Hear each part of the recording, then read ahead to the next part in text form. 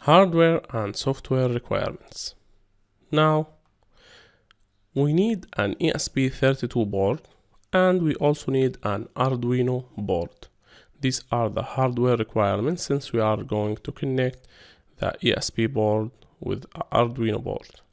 We also need a TTL, let's say level shifter, because ESP deals with 3.3 volt while Arduino deals with 5 volt, and since we need to connect these two boards serially, we need a converter, and we will explain that in the circuit design section.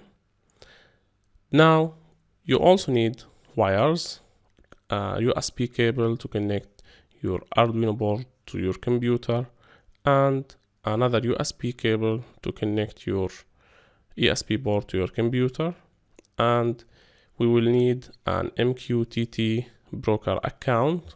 I will explain how you can do that, how you can create an account, and what is MQTT broker and why we need it.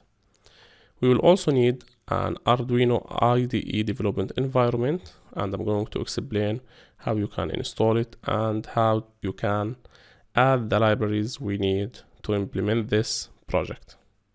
Now again, the 5 volt to 3.3 volt level converter to convert the UART signal level is very important in this project, otherwise you might damage your board.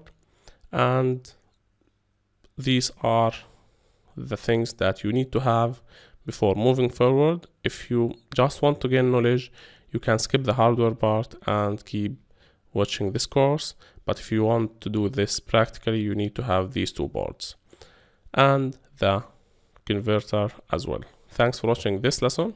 See you next.